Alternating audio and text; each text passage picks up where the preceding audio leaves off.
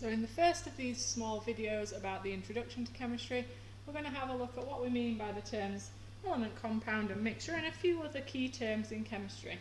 So I'm going to look at these key definitions. One of them is for the word atom, one of them is for the word molecule, one of them is for the word element, one of them is for the word mixture, and one of them is for the word compound. So pause the video and decide, if you can, which one you think is an atom, which one you think is a compound, which one you think is an element, which one you think is a mixture, and which one you think is a molecule. So there you go, I've filled that in. An atom, smallest particle of matter from which everything is made. It's made of protons, neutrons and electrons, and everything is made up of atoms. Elements are the things that are on the periodic table. They've only got one sort of atom in them, and they're all listed on the periodic table. Molecules, two or more atoms, really key this word, that are covalently bonded together. You cannot have an ionic molecule. That is not allowed, so covalently bonded together. Now atoms can be elements or compounds.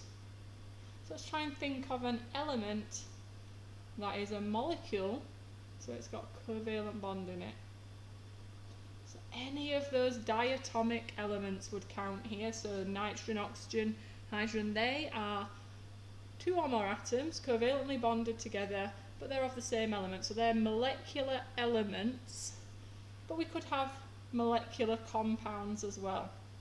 Compound is two or more different types of atom. So this is where the different types of atom bonded together. And this bonding could be ionic or covalent. So we could have an ionic compound like sodium chloride. It's made of sodium and chlorine, ionically bonded.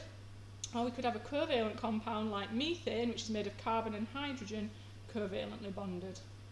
And then mixture is where you have two or more elements, compounds, in the same space, but they can easily be separated into the components. So we've got these 5 key terms. What I want you to do is just have a think about those 5 key terms and think which apply now.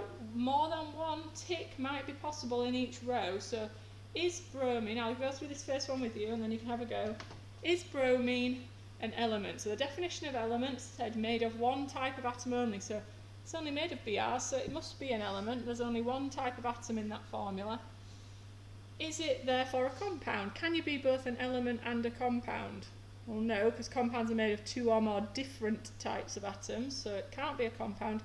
Is it a molecule? Is it made of two or more atoms covalently bonded? And because there's two non-metal atoms joined together there, then it is a molecule. It's a molecular element. So pause the video again and see if you can fill in this table, and when you restart the video you should hopefully have all the answers filled in. So there we go, have a look. We've got water, which is made of more than one type of element, and it's covalently bonded because oxygen and hydrogen are both non-metals, so it's a compound and a molecule. Sodium is made of only one type of atom, just Na atoms, so it's an element. It's neither a compound or a molecule. There's no covalent bonding and there is no more than one atom. Potassium chloride is made of more than one atom, so it is a compound, but because that's got a metal and a non-metal, it's ionically bonded and therefore it's not a molecule, it's just a compound.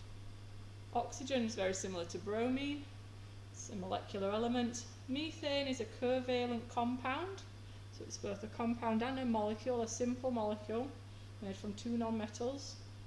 Magnesium oxide is an ionic compound, so it's just in our compound column. So what you might notice is that not all compounds are molecules and not all molecules are compounds, and you really need to understand the difference between these two words and where we use them. So take some time to go over these two words, compound and molecule, and when you would use them, because if you use these incorrectly in an exam you will lose marks at A level.